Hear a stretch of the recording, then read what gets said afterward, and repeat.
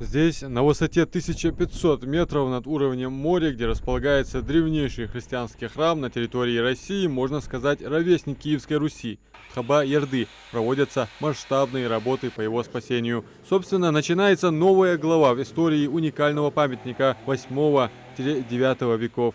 И важно отметить, что стало это возможным благодаря финансовой поддержке президента группы «Сафмар» Микаила Гуцериева в рамках договоренностей с главой Ингушетии Махмудом Али Калиматовым. И археологи, и реставраторы тут говорят, в первую очередь надо сделать водоотводы. Угу. И Вода вода стекает вот туда, и именно эта причина является из-за того, что вот этот храм повело полностью. Сначала сделать водоотводы, потом начать все работы. В первую очередь. Имеется работа реставрационная. Да. То есть сначала мы опоры проведем археологию, а после этого уже потом уже надо. И чем надо. скорее это сделают эти водоотводы, тем больше шансов сохранить вот эту конструкцию. Храм находится в аварийном состоянии, разрушается кладка, осыпаются уникальные фрески.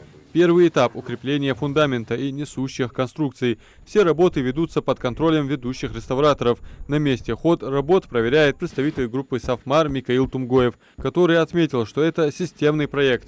И мы не просто консервируем памятник, готовим его к полноценным археологическим исследованиям. Финансирование полностью обеспечено фондом Возрождения, созданного специально для Ингушетии. Мы находимся на территории храма Хаба-Ярды, где в рамках масштабной программы ведутся работы по сохранению и реставрации объектов культурного наследия. Работы идут за счет средств благотворительного фонда Возрождения, созданный Микаилом Саварбековичем Гуцериевым, и при поддержке главы республики Махмуда Али Макшариповича Калиматова. Данный храм имеет историческую ценность не только для Республики Ингушетия, но и для всей России. Храм является одним из древнейших христианских храмов на территории России. В 2024 году мы приступили к археологическим работам снаружи здания. Провели полностью все необходимые работы. На сегодняшний день, вы видите, мы уже зашли в сам храм, установили балки, опоры установили. И в ближайшие дни начинаем проводить археологические работы в самом здании, в самом храме. Когда закончатся работы, это тяжело сейчас сказать. После того, как мы внутри храма проведем археологические работы, есть подозрение, что мы там обнаружим нижние этажи в этом здании. То есть все будет от этого зависеть, когда мы закончим именно все работы по этому зданию. Прямо сейчас внутри древнего храма Хаба-Ярды идет экстренное возведение поддерживающих конструкций. Эти мощные конструкции наподобие строительных лесов, временный каркас, который не даст тысячелетним стенам рухнуть во время будущих археологических раскопок. Каждую колонну, каждый арочный проем буквально берут на карандаш. В храме Хаба-Ярды сейчас проводятся работы по укреплению, противоаварийные работы по укреплению внутренней части храма. Это деревянные конструкции, которые ставятся для того, чтобы археологи могли спокойно и безопасно заниматься своими археологическими работами. Вот. Сейчас в данный момент у нас на 80%, на 90% укрепления закончены снутри, и в скором времени мы начнем их ставить снаружи. То есть стены храма и купола храма, там 4 купола и высокие стены, как мы видим, они и снаружи, и снутри прикрепляются для безопасности. Говоря по-простому, лесами, да? Внутри, абсолютно верно. Там весомые такие балки стоят и брусы квадратные. Но они все просчитаны у нас по проектам. Наши проекты готовили питерские институты и от группы АСМ. Вот. И по проектам хорошо вот эта работа продвигается сейчас в данный момент до миллиметра, можно сказать. Рассчитано было все. Внутри храма никогда не проводились системные раскопки. Цель археологов – исследовать культурный слой под полом, где могут сохраниться предметы 5-9 веков.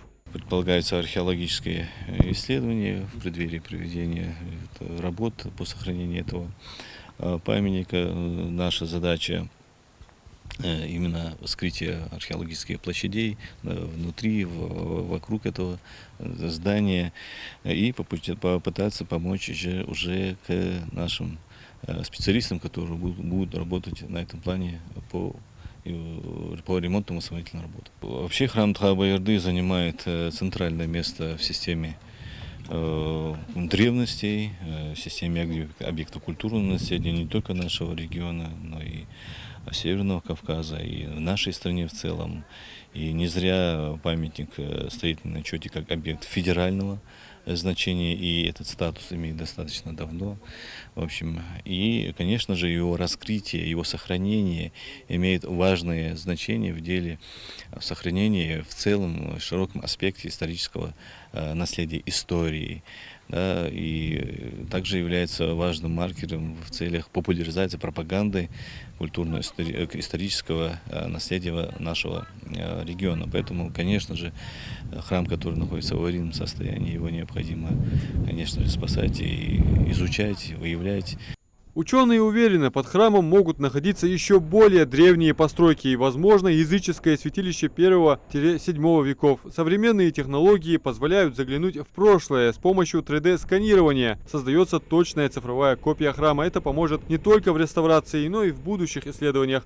Пришло к пониманию, что прежде чем заявить про стопроцентный подготовленный проект реставрации храма, значит, нужно провести археологические работы и посмотреть то, что находится под уровнем существующей земли. Археология на храме проводилась не один раз, но всегда она проводилась снаружи храма. То, что находится под храмом, мы не знаем. Поэтому вот нужно это установить. Я не исключаю, что под храмом могут находиться некие объемы подземных конструкций, или склепы, или какой-то полуподземный этаж. Соответственно, нам в результате археологии все это нужно выявить, посмотреть состояние этих конструкций. И если, не дай бог, треснули они, это будет обоснованием того, что вот, соответственно, южная, в первую очередь, и западные стены вот в таком критически аварийном состоянии. Поэтому, учитывая общее состояние храма, учитывая, что нужно снимать полы, откапывать под полами, уходить глубоко, метр, может быть 2, может быть глубже.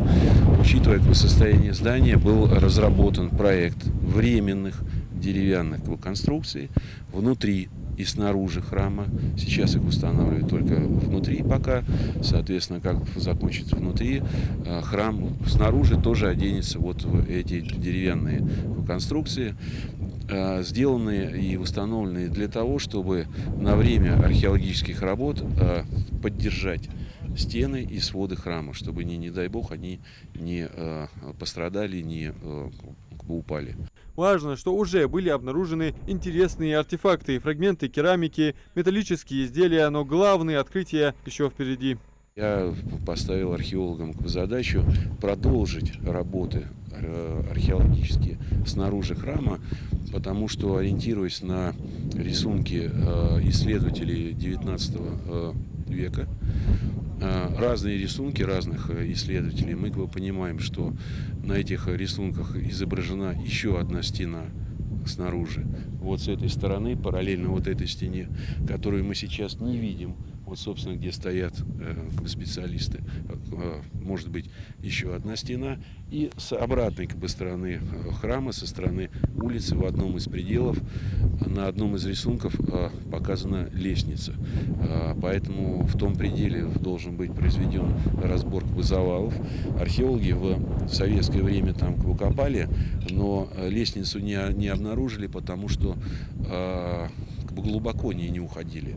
Поэтому нам надо уйти глубже и посмотреть лестницу. Лестница могла вести только вниз. Поэтому вот если мы увидим остатки лестницы, то это, конечно, будет тоже определенное открытие. Тхаба-Ярды словно мост между эпохами. Здесь переплелись христианские и языческие традиции, история Аланского царства и современной ингушской эпохи. Сохранив этот храм, мы сохраним ключ к пониманию всей кавказской цивилизации, уверены археологи. И все благодаря неравнодушному участию и финансовой поддержке предпринимателя и мецената Микаила Гуцериева. Адам Мережков, Мухаммад Яндиев, Магаз 24.